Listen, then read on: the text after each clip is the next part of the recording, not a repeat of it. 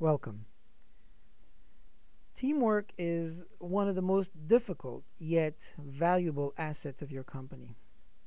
Any office, any industry, any world, any country, city, community, family, unless they work as a teamwork, unless they work as a unit, unless they work focused and dedicated to one idea, one process, one direction. Without the team efforts, it just can't get done. It's not possible. So many things have been done with teamwork. The question is, do you have a team? Is your team in your office working together? See, the power of teamwork is beyond imagination.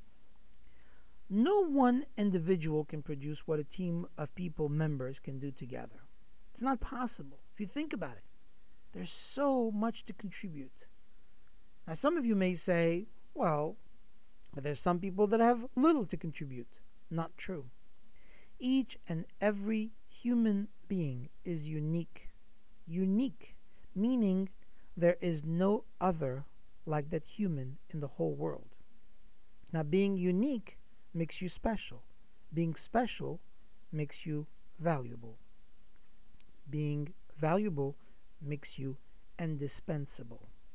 And that's what you have to look. When you look at another person, that's what you see. The uniqueness and the beauty and the strength in that person. Creating a team adds experience, knowledge, and talent to create positive results. The direction in the team's efforts is all up to you. The attitude that you take is all up to you. See, everyone wants to belong to something great, and they want to know what they're contributing to. The part of the success is a preparation and purpose. You must know what you're doing and why you're doing it. Without this understanding, this initial process, you may not get anywhere. But I can guarantee you that if the team is not together, if the team is not prepared, if the team is not in a cohesive manner, whereby each and every one of the component of that team membership plays an effort to help another, you will succeed, but it will be limited. You will get somewhere, but it won't be too far. You will grow, but it will be with challenge and not always the best results. You have to become a unified team. So what does that mean? A, you have to share the visions as a member. See, part of the team means that you are, I am, do not exist. The only thing that exists is us. It's all of us together. Not you go do it, let's go do it together. Not you can handle it, let's handle it. You have to share the goals as a team. Because basically what we're looking for is, at the end of each day, you should play back the tapes of your performance, and the results should either applaud you or prod you.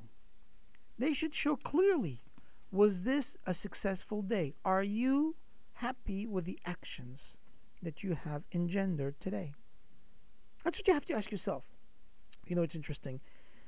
At the end of each of my day, personally, before I go to bed, I actually say a prayer. And that prayer is where I ask God to forgive me for anything that I've done which was not appropriate or that I may have said, God forbid, to someone and not really meant it. At the same time, in this prayer book, I have a little sticky note. And I've had this for years. Interestingly enough, you should know my own children did the same thing. And it says on it, on that note, today was a great day, but please God, tomorrow will be even greater. You have to ask yourself at the end of each day, were you a team member? Now you may say, well, I was a good parent. I was a good husband. I was a good wife. I was a phenomenal friend. That doesn't make you a team member. You have some people who think they can run a marriage, but if they don't do it as a team member in the family unit, they're just fooling themselves. They think they're a good spouse. They think they're a good son or a good daughter. They think they're an excellent mentor. They're not. Only as a team can we succeed. And that is the beauty, actually, of one of the greatest country on earth, the United States of America. The name itself describes its strength. United States. United means togetherness. United means bonding. United means unified. United means strengthened with each other's potential liabilities turned into possibilities. That's what it was. I was concerned when I was by myself, but now that I'm with you, I am fully rested and fully confident. The United States of America created this beautiful country that we live in today with a unified effort of each and every one of us. Now, we have our problems, that's true, and there are issues, but as a united front, we become invincible. And that's what creating a team means. Now, how do you do that? Well, you have to create a connection. You have to take the time to learn who your team members are. Who are they? Where do they come from? What do they do? Don't focus on their weaknesses. Focus on their strengths. I often tell my staff members, some of them have strong weaknesses, and some of them have phenomenal strengths. Once I learn their weaknesses, I stay away from that. And what do I strengthen? The things that they're best at. Because that's what I need. To change their weaknesses, it's unnecessary. I want to create within them an opportunity to turn their fears into victories. And I want to feed the successful part of their dreams and starve the worst part of those fears. Because they're necessary. You have to acknowledge the strength in each other. You have to get to appreciate the value of sharing with each other. You have to be absolutely clear about who you are and what you stand for. Under all circumstances, you must always refuse to compromise. Always, no matter what happens. Because truthfulness is the main element of character. And that character will get you where you need to be. That character will get you where you want to be. So, how do we get there? What do we do? You have to evaluate yourself. Now, in evaluating yourself, I'm going to bring up 10 simple points, one at a time. And these are questions. They're not the end results or the end process. There are many more. However, the idea of this lecture is to give you a general idea on how to create a motivated, positive momentum to take you to higher, more conscientious, let's call it transcendental move. A transcendental move. Number one, you have to understand the goal of your team. Where does it come from? What does it do? What does it want? What are the goals that we're going to? Number two, you must be willing to give up on your personal wants. It's not about you. It's about all of us. The greater good of everybody working together. That's what it's all about. That's what we need. That's what we want, and that's the direction that we want to go to. That's how we want to get there. Number three, I know each person's roles on my team and how each person contributes to the team's goals. I want to make sure that each and every one of us on that goal work together towards that. Number four, I'm realistic when realizing how close my team is from reaching that goal. Don't put expectations that are so high that nobody can understand it. It's ridiculous. You're not going to get there. What's the point of that? Where are you going with that? Next, I'm not afraid of a challenge because I know I have the support of the team. We're all working together. As a team, we will always be a stronger force. And not only that, the strength of each individual will cause an accumulation of a greater strength. Simple physics, simple mathematics, but at the end of the day, that's what we're looking for. Next, I know the equipment and the resources needed to accomplish a task. I have a great understanding of everything that is necessary and all the tools that I'm given in order to properly evaluate and achieve all the goals which are in front of me. You have to understand what it takes to get there. You have to use those tools and you have to make it happen. Next, I believe that each person on my team is very important, and I express this through my interactions with my teammates and the others. Communication is the key. You all have to work together, everyone for one goal, and at the same time understanding each other's rules and each other's strengths. You have to help one another and take those strengths and make sure that those strengths are maximized. Now, it's very easy to say, well, I know who's in my team. The question is, do you understand what each team member is good for? Do you understand what each team member what is great as? And that's where the determination becomes either a successful one or the opposite. This is where you make the decision whether or not you're going to make it happen in such a way where you're successfully acceding to the results, good positive results, or just wasting time trying to figure out each other. Another point that's important in here is that don't worry if one of the team member is not as strong as you or stronger than you. There's no jealousy involved here. Team means we work together. I'm not looking at you to be better or worse. I'm not looking at you to outdo you or you to outdo me. I'm looking at you to help me achieve the goal. Next is you understand the purpose of being on the team. Purpose, as we said before and as is stated in all achievements, is to get results done and reach the goal. That's what it is. So once those goals have been set, we work together to get there together.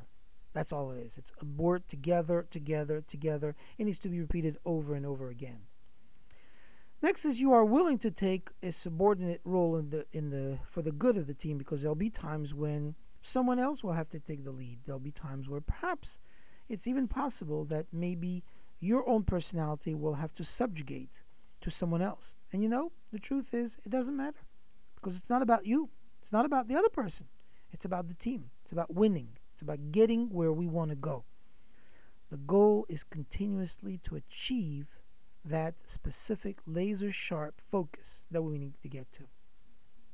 Well, and here comes the last of the 10 commandments. Here, as I constantly ask myself, what is best for the team? What is it that the team will benefit from, and where do we go from there? Obviously, in doing so, we want to make sure that everybody knows where they're supposed to be. And so in the next slide, what we're going to talk about assigning to each the right place. It's important to place the right people in the appropriate positions. You have to know who is to do what. Again, work on their strengths, forget, and I said clearly, forget their weaknesses. It doesn't mean you ignore them. Just don't focus on them. Don't emphasize them, and don't pay attention to them as though this was a hindrance. To the contrary. Say that this isn't something that they can do because it's not good for them, but this other one, it's great. They have a great personality, they're an outgoing person, they're an extrovert, and therefore they should be given the position of working in the front desk. Develop your team as a member's protocols, because the protocols themselves are all working towards one another. Each and every one of those protocols, each and every one of the tasks that is being assigned has to be implemented and complemented, and it's up to you to do so. When you add a new member to the team, to the various tasks, you have to make sure that all these new members understand what their tasks are going to be. Again, finding the right place. Look at the title of this slide right here. It's finding the right place. What is best for you? What will make you shine? What will get you to be the star of the day? And remember, no plan is a plan to fail. If you don't prepare yourself, if you're not well organized, if you don't have it structured, categorized, and certainly organized in such a way where you understand the steps that have to be taken, you'll probably fail miserably and not be happy about it. But the reality of building a team is that it's not actually for everyone. Why? Well, not everyone will share in your vision. Not everyone is meant to share your vision. And not everyone is capable of sharing your vision. But one thing is for sure. Everyone has something positive to contribute. We mentioned earlier, Every individual person is a unique entity, is someone that has something that no one else has. You may not believe that, but it's the truth, it's a fact. If you were to take a blade of grass, and that blade of grass would be seen under a very powerful microscope, you would find no other blade of grass throughout this whole entire beautiful God given universe of ours that would be exactly similar, exactly the same as this blade of grass. Isn't that amazing? You think about that. Two blades of grass. You'd think there's so many blades of grasses over here, so much grass. You mean you can't find two of the same? Not exactly. I'm not talking about the general outlook. I'm not talking about the general concept. I'm not talking about the outer appearance. Because if you look at a grass, it looks the same to me. It looks the same to you. It looks the same to everyone. If you were to look at it under a very fine, ultra sensitive, magnificent microscope, you will find that the detail is different each time. Be it on the borders, on top, in the bottom, in the middle, the color, the shape, the different sources, whatever the case may be, it's unique. If that's the truth for blades of grass, how much more for human beings? There are obviously a lot less human beings than there are inanimate and vegetative and animal concepts. If you think about that, we're the smallest of all the species, but yet we are unique in every part that we have. What you have to focus on is more the characteristics of a good team player. And there are four major word component terms that you need to remember. One is to be committed. Committed to the vision and the goals of the team. Committed. Commitment means you have given yourself over to get it done. Number two, you have to be willing. Whatever it takes. You have to pay the price sometimes for the success. It may be staying late. It may be coming early. It may be giving up some of your extraneous time. It may be not spending as much time on one project versus another. But the team player says, I'm willing to do whatever it takes. You also have to have the ability, competency to do what you're supposed to do. If this isn't for you, get out of that position, take on another tasks. There's something that you can do in that team. There's something that you can contribute to. That's a fact. But it may not be what you're involved with right now, so you may have to find something else. Last but not least, an important component here is consistency. Always focused and a person that can be relied upon. Very, very important that the team knows that they can count on you, and the team knows at all times that you are not only valuable to the team, but you are valuable to yourself and to each other. And not only in times when things are going smoothly, but also at times when things are somewhat challenging or difficult. All beginnings are indeed difficult. All beginnings are somewhat more, I would say, difficult than others, because especially in setting up a multidisciplinary clinic and bringing on new doctors, new protocols, new systems, new people, new healthcare practitioners, new codes, everything is new, it's just more challenging. All beginnings, nonetheless, are difficult no matter what it is. Whether it's just a way that you're going to start dressing or a way that you're going to start speaking, all beginnings are difficult. That's a fact. How difficult it is, that's up to you.